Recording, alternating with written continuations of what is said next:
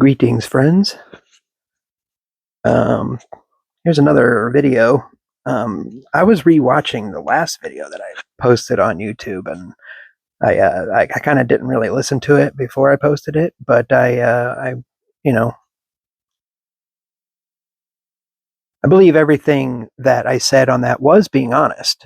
Uh, the thing that I wanted to make notes about is that as this video will be kind of a follow up to that one because I don't want that video to be the stick out, oh my God, this guy's just got a bunch of problems and he's just whining about it and complaining about these issues that he has with mental health and whatnot. But I don't want that to be the whole deal. Hey, look, my kitty. Um, with my videos. So I made some notes about it and I wanted to come back and just kind of clear up a few things if that's okay. Um, so yeah, that video I was complaining out of habit of how I would normally do things, or my natural way, or my pathway in my mind that I have formed the habit of over the past 10 years when dealing with all of my mental health issues has been a default. Uh, like, oh my God, this is everything kind of sucks, and I need to figure something out, and I need to do something to figure out what the hell is going to help me get out of this situation. Well, the thing is like about 5 years ago when I first started coming out of my initial dark fog, it was around the pandemic initially and the beginning of that. So obviously there was a lot more on my plate then. But I had already been struggling for the 5 years before that, and probably for my whole life with ADHD, OCD, bipolar. I don't even know. I haven't been diagnosed officially, except for one doctor that I was going to did say that I had bipolar symptoms, which could have been, I guess, an extension of my major depressive disorder, my anxiety, along with my ADHD and the OCD. And actually, it's the original doctor that said I was OCD. He said I'm OCD, but it's more like OCPD, like an obsessive compulsive personality disorder. And that is, if you look in the DSM manual, that has like variations, and I've looked deeply into that, and it resonates. Those kind of things actually stick more so than OCD. Like I don't have to wash my hands and count that wash my hands for 10 minutes, or I do wash my hands like probably 30 to 50 times a day. That's just because of a texture type thing. I'm sensitive. I guess my neurospicy or whatever brain does not like certain textures. And if my fingers feel the slightest bit oily, I don't like to touch other things to transfer, so it's just kind of a weird thing. But anyway, about 5 years ago, I did start doing a lot of things that were very, very helpful to my condition. So, one of the thing. Well, initially I was just doing a lot of psychedelics and working through past trauma, I believe, from childhood and whatnot, and trying to deal with all the losses I've had in life, and dealing with grief and understanding the process of feeling it, in which I was not dealing with it for a longest time. Probably since I was about 11 or 12 when I lost my first brother. My brother John was killed in an over the road trucking accident. He was an over the road big rig trucker, and he went off the road and basically barreled down into like a ravine in his big 18-wheeler truck, and he was killed during that. And I was around 12, so this is like 30 plus years ago, almost 40 years ago. That was my first experience with the closest loved one that I've had, and losing them other than like grandparents. I think I lost all of my grandparents by the time I was probably 10.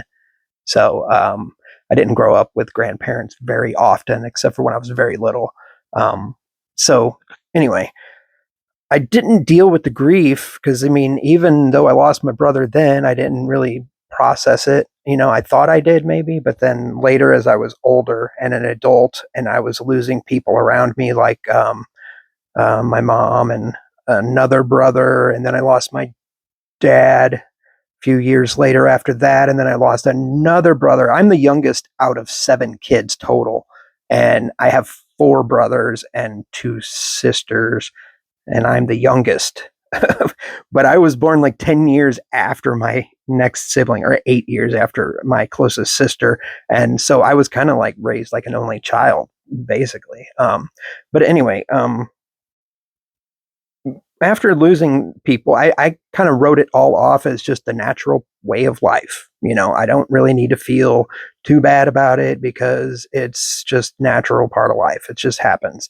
But I think I had all these regrets and different things and anger and all types of mental health issues that stem from that and from me not dealing with that. And it all came out around the time when I was having uh, like other health issues and whatnot. So I had I have spinal degenerative disc disease, which it just leads to constantly basically blowing out my discs, herniating discs in my lower spine, probably through the rest of my spine as well.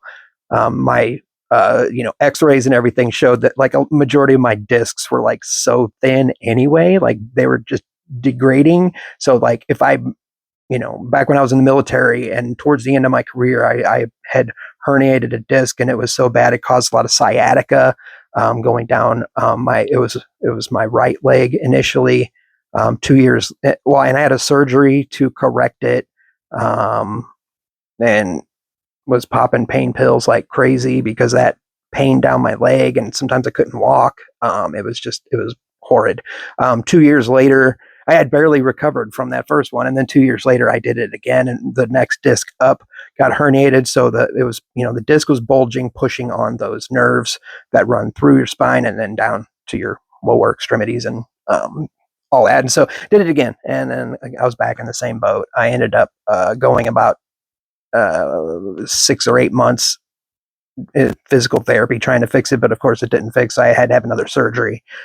So then, dealing with that, and then also at the same time that I was having back pains, I was drinking a lot.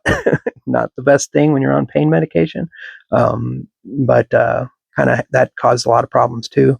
But anyways, all those issues and all the things I was complaining about in the last video, I realized that I don't want that to be set the precedence of my channel and what is going on with me, because I realized after watching that video that it was like, yeah, I'm just complaining about all these things, complaining about my finances. I am just have never been good with dealing with finances, and just when you don't make enough. I have my small business that I run, computer repair, where I help people. But lately, in the past couple weeks, since this is the beginning of 2026 here now, we're in, and I think I just posted the last video last week, I think, but I haven't had any money coming in with my job, and I also, it's probably partly my fault, is that I just haven't not been returning a lot of the calls, because a lot of the calls I get and people leave messages, it's things that I'm not doing anymore, or I don't even do, repairing game systems, repairing phones, whatever. So there's not a lot of work coming in, and so I was just really stressed about that. But I want to get into some of the things that do actually help. Like I'm not just a lost cause. I have all the tools that I need to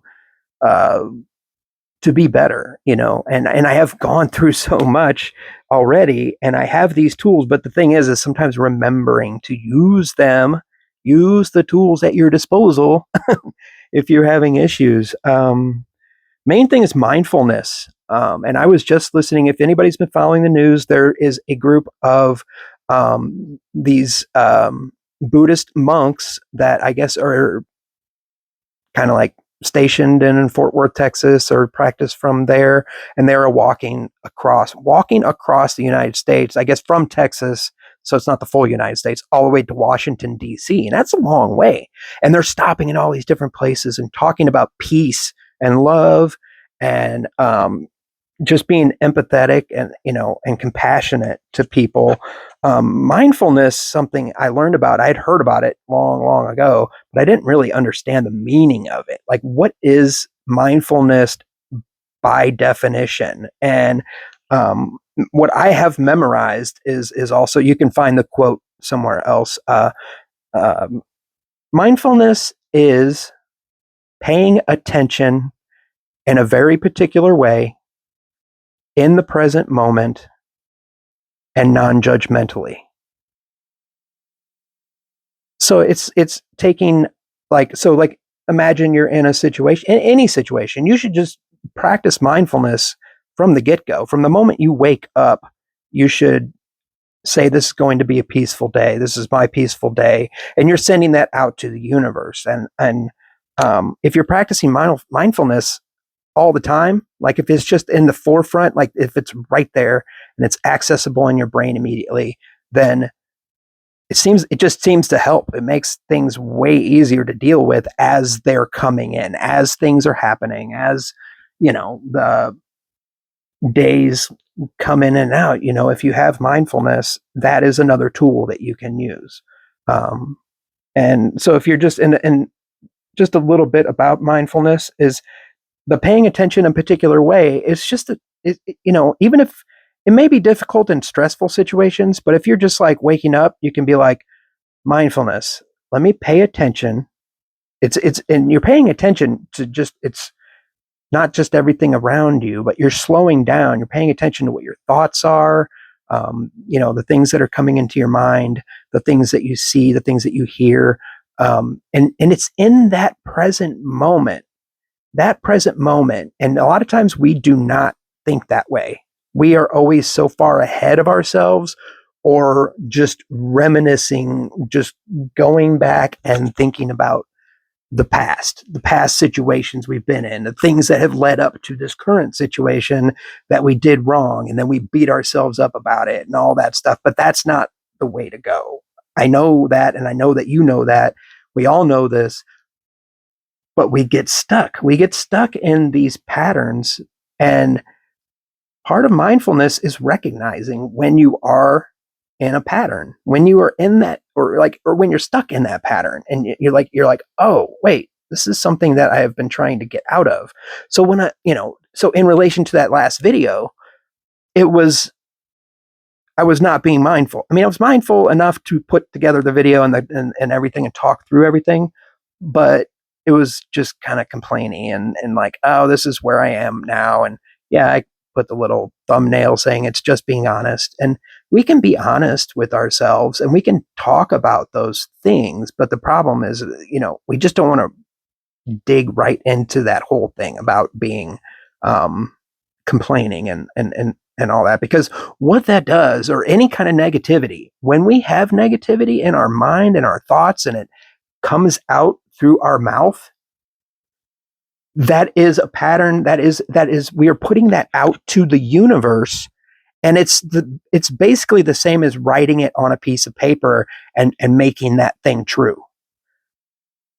It crystallizes the negativity that we put out there, whether it's in posting on social media or talking on a video or talking in daily life or interacting with other people.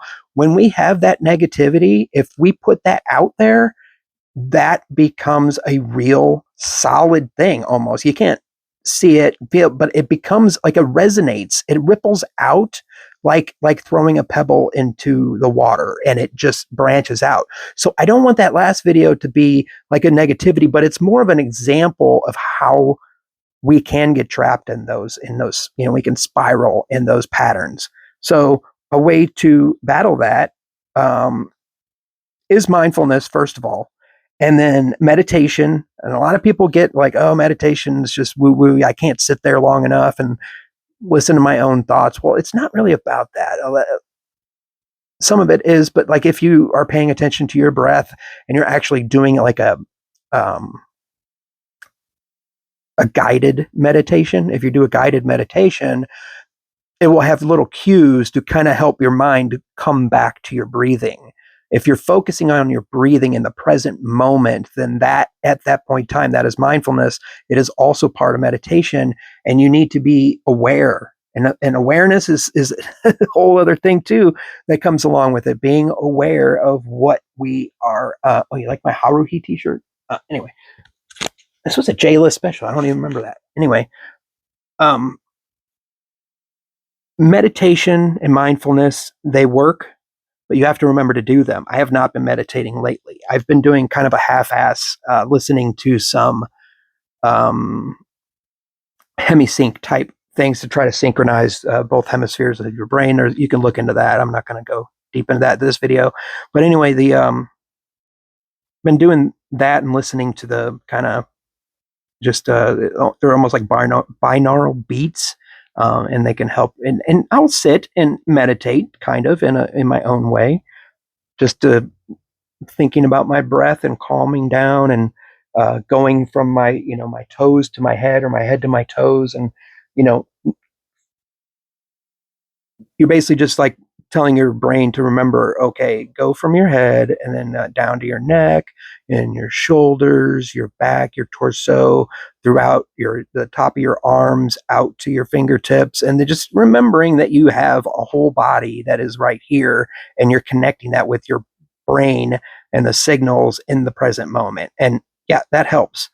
Guided meditations also help, especially like loving kindness and different things like that. But you need to find the one that works for you. There's so many different styles and variations that it was difficult for me to find different ones that work for me. Some of the Joe Dispenza ones are okay, and those have helped me in the past. But anyway, if you're not reminding yourself to do these meditations and take care of yourself that way, then that can lead to like basically where I was before I recorded that last video, where I was spiraling. And the main tool that I use that can help with these types of spiraling thoughts, or intrusive thoughts, and things like that, like you have to there is this one tool, and it's called a thought record, and it's a cognitive behavioral um, CBT. So it's cognitive behavioral theory, therapy, cognitive behavioral therapy. And there's a lot of different tools that fall under CBT, and the thought record is one of them that really helps when you're in that spiraling. And it's kind of like a reminder. You can print out sheets. You can find it online. Just search for CBT thought record, and it's very, very easy to come to find. And once you find the thought record, basically it's like a sheet. What I do is I print out, I don't really have to print them out anymore, like a bunch of these blank sheets, and it goes through different things to kind of check off. And I'll tell you about the first one is a situation or trigger. And this could be an event, an initial thought, a feeling, a memory, or an image. And whatever that trigger is what, you can write it down on here. So like, this is when you're spiraling, you're out of control, and you pick up one of these and you're like, okay, you can look back to see. Basically, it's a way of kind of like error checking yourself. Okay, I work with computers, so like a lot of stuff is checking for corrupt files or fixing system images. But this is a reminder, and what you can do is you write down the situation and trigger, and then the next line is your initial reaction. How did I feel emotionally and physically? What did I do in the moment? And you can rate the intensity from like 0 to 100%. So you find, you write down the trigger, what initially started your spiraling out of control, or your thought processes. And then you write down your reaction. What was your reaction to this? How did I feel emotionally when that image or thought crossed your mind? And then the third line is negative automatic thoughts. Like, what negative or unhelpful thoughts did you notice? And then, what is the hot thought? So you write down what is those hot thoughts, and an example of hot thoughts are things like, like if you are trying to get a job or something, and that's what initially started, it was like you're not you didn't get the job, and then so that started your train of thoughts to go the wrong way, and then your initial reaction was like angry. You were 80% angry, and also like, why does it say 90% hopeless? You can rate each feeling. If you're feeling multiple emotions, that's totally valid. And then the negative thought, the negative automatic thoughts, this is where you're going to get into like, the ideas, the things that are negative, that are keeping you into the thought loop. So like, this job should have been mine, or it's not fair and I've been cheated. This is there's no point to even trying. These are automatic thoughts, and they're negative, and they come from a place of uncertainty, and and that, and they kind of trap you. You get trapped because you keep going over the same things. Like that was an example. Like for me, the whole thing is like, I'm not making enough to support my family, so I must be a failure. I'm a big failure because I didn't get out of bed today because my back was hurting, and I need to take some pain meds and get feeling better. But I'm so depressed because I not living the life that I want to, just whatever. There's a million and one different thoughts, and there are a million and one different negative thoughts that have come from past experience, past trauma, etc. And our way of, grooving those pathways, those neural pathways in our brain. They just get kind of sunk in there like a pattern, or like a habits of negative thoughts. And so this thought record is to help get out of that. And this next part is the supporting evidence. So, what hard evidence supports the hot thoughts? So when you have a hot thought or a negative automatic thought, what evidence? And this is where you're challenging yourself, because you know that those things that your brain are telling you are not true. So you need to challenge them. What's the evidence? And so when you ask, what is the hard evidence? Like in this example, for about like, if you didn't get a job you thought you were supposed to, the evidence is I didn't get the job, and then somebody else was appointed, or I received feedback about what I had not done well in the interview, or whatever. Um, for me, it's challenging those thoughts. Like, am I a failure? What evidence shows that I'm actually a failure? I have had a long, full life. I'm almost 50 years old, and I've had a lot of things happen in my life, but I, for the most part, do a pretty good job when I'm aware, when I'm able to do that. So it's like I'm not really a failure. There's a lot of different examples. You can go through it yourself. You can read through the instructions if you download, um, these types of thought record forms and stuff. Like I said, I've gotten to the point now where I was using it quite a bit, and then that supporting evidence. That's where you're basically proving that, okay, yeah, my thoughts are justified and valid. I do feel like crap, so there's obviously a reason for that. Now the next line in the thought record is called opposing evidence. Like, what hard evidence opposes the hot thought? So here's some examples for the job thing. I was encouraged to apply for the job. I received positive feedback following the interview. I have been appointed to jobs in the past. I am respectful, well paid, and valued in my current role. There's just all kinds of things that you can do to, opposing evidence. Like for me, like, am I a failure? Am I a, failure of life? No. I can look back at all the different things that I have done in my life that oppose being a failure. Like, I was a Marine. I did 5 years in the Marine Corps, and I did almost 15 years in the Air National Guard. I also worked for a large aircraft manufacturer for about 6 years, 6 or 7 years. And before, I always had a job before the next job.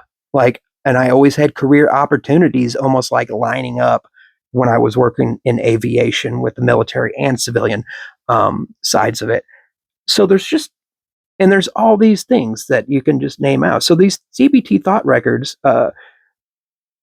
are really good and really helpful. It has been the most helpful tool, I believe, for me because of my constant thought loops, uh, thought spiraling thoughts, and intrusive thoughts. Because if I get an intrusive thought, want something, let's just say, oh man, I'll just make something up. Like I'll think, man, my kids must hate me or something like that. Just something ridiculous.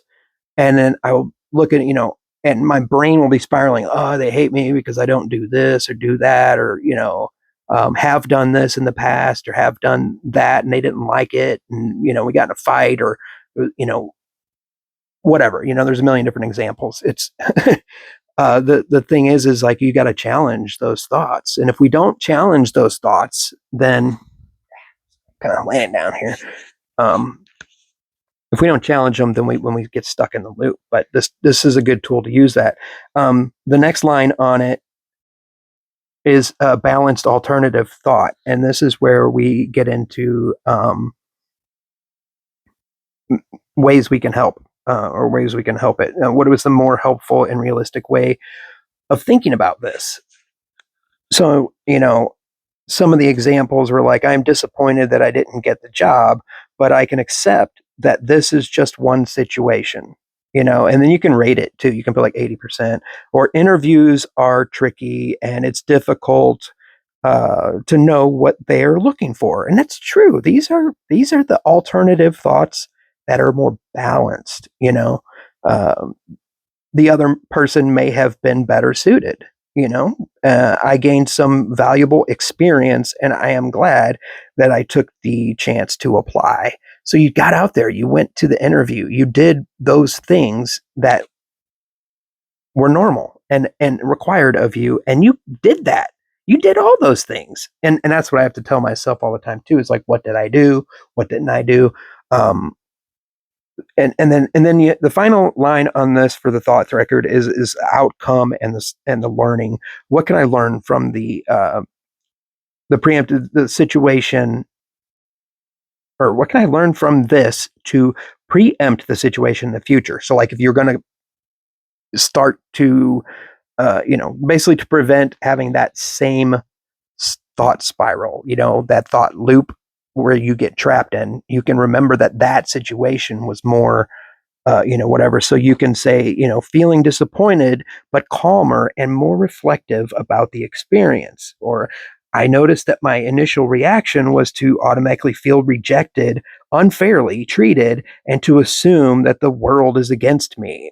I've had a lot of that in the past, oh God, the whole world's against me, and make yourself a martyr doing that stuff, so just, uh, and you can preempt your tendency to blame yourself and others when things don't turn out as expected. So the whole thing, like I said, look it up.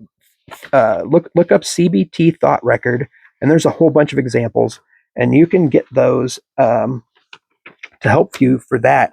But going back to like the first video, it's like I didn't do that. Like I kind of did it after the video, but I didn't do it until I rewatched the video after I had actually posted it and uploaded. So I didn't really know. I just went ahead and I was like, I'm just gonna upload it and see what happens.